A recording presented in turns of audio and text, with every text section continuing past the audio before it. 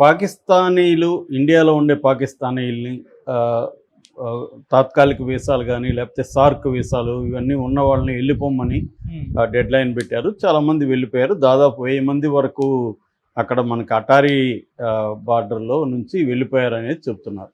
అయితే ఇప్పుడు BJP MP ఒక బాంబు పేల్చాడు. అదేందంటే ఎంపీ ఎవరంటే నిషికాంత్ దుబే ఆయన పేరు.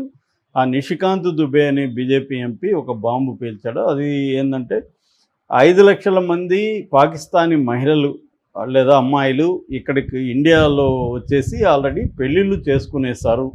సో వాళ్ళు ఇది అతిపెద్ద టెర్రరిజంగా మనం చెప్పొచ్చు. ఇది Pakistani new face of terrorism, అంటే కొత్త రకమైన టెర్రరిజాన్ని పాకిస్తాన్ ఇంట్రడ్యూస్ చేస్తుంది ఇండియాలో.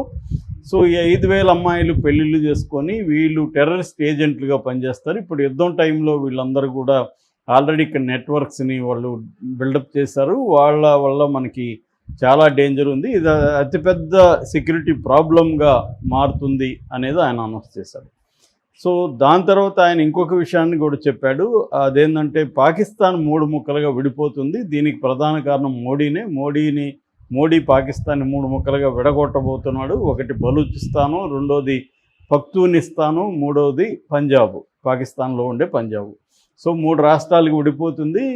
పాకిస్తాన్ ఆక్యుపైడ్ కాశ్మీర్, పాకిస్తాన్ ఆక్రమిత కాశ్మీర్ను కూడా మనం స్వాధీనం చేసుకోబోతున్నాం అనేది కూడా ఆయన మాట్లాడారు. దీన్ని అందుకొని బీజేపీ వాళ్ళంతా కూడా చాలామంది 5,00,000 మంది అమ్మాయిలు ఉన్నారన్న ఒక వార్తని స్ప్రెడ్ చేస్తున్నారు. సరే, దీన్ని అసలు ఈ వార్తలు నిజమెంత ఏంటి అనేది చూసేటప్పుడు గవర్నమెంట్ లెక్కల ప్రకారం అసలు పాకిస్తాన్ నుంచి ఇండియాకి ఎప్పుడెప్పుడు ఎంతమంది వచ్చారు అనేది మనం బ్రీఫ్గా చెప్పుకుంటే మొత్తం 2011 సెన్సస్సే మనకి లేటెస్ట్. ఇప్పుడు కొత్తగా మళ్ళీ సెన్సస్ చేయబోతున్నారు.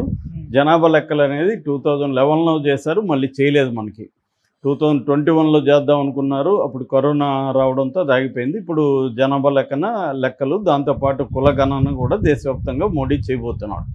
అయితే 2011 లెక్కల ప్రకారం మన దేశంలో మొత్తం ఫారినర్స్ సంఖ్య, విదేశీయులు మన దేశంలో మొత్తంగా 2011 నాటికి 55 లక్షల మంది ఉన్నారు. అందులో పాకిస్తానీ వాళ్ళు, అంటే పాకిస్తాన్ లాస్ట్ రెసిడెన్స్ అని రాసిన వాళ్ళు 7 లక్షల మంది ఉన్నారు.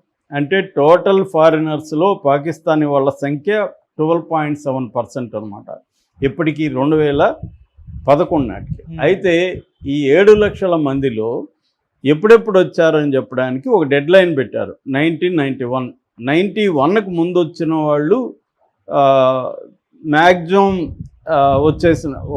వచ్చేసిందంతా కూడా 79% ఈ 7 lakhsలో, అంటే దాదాపు 5,60,70,000 మంది ముందు వచ్చేసారు. తర్వాత వచ్చిన వాళ్ళు చాలా తక్కువ, కొన్ని వేలల్లో మాత్రమే 91 తర్వాత వచ్చారు. అంటే రాను పాకిస్తాన్ నుంచి ఇండియాకి వచ్చి ఇక్కడ సెటిల్ అయ్యేవాళ్ళు, వచ్చి వెళ్ళిపోయేవాళ్ళు ఉంటారు. మెడికల్ రీజను, లేకపోతే బంధువులు ఉంటారు, బార్డర్ ఏరియాస్లో బంధువులు ఉంటారు, చూసేసి మళ్ళీ వెళ్ళిపోవడం, లేకపోతే సినిమాల ఛాన్సులు, టెంపరీ వ్యాపారాలు, ఇలాగ వచ్చి వెళ్ళిపోయేవాళ్ళు కాకుండా ఇక్కడే స్థిరపడిన వాళ్ళు ఉంటారు. మనకి మామూలుగా సిటిజన్షిప్ యాక్ట్ 1955 యాక్ట్ ప్రకారం ఒక విదేశీ వాళ్ళు వచ్చి ఇక్కడ ఉండాలంటే 7 ఏళ్ళు రెసిడెన్స్ ఇక్కడ ఉంటే వాళ్ళకి సిటిజన్షిప్ యాక్ట్ ఇస్తారు. ఫర్ ఎగ్జాంపుల్, పాకిస్తాన్ అమ్మాయి ఇక్కడ ఒక ఇండియన్ అబ్బాయిని పెళ్లి చేసుకుంది. ఆ అమ్మాయికి సిటిజన్షిప్ రావాలంటే 7 ఏళ్ళు మినిమం ఉండాలి. దీంతోపాటు పాకిస్తాన్ అయితే ఇంకా ఎక్కువ రెగరస్గా మొత్తం చెక్ చేస్తారు. వీళ్ళ బ్యాక్గ్రౌండ్ ఏంటి, వీళ్ళు ఎందుకు వచ్చారు ఏంటి అన్నీ సాటిస్ఫై అయితేనే వాళ్ళకి సిటిజన్షిప్ ఇస్తారు తప్ప పెళ్లి చేసుకున్నంత మాత్రాన వాళ్ళకి సిటిజన్షిప్ ఇవ్వరు. చాలా రిగరస్గా ఉంటుంది.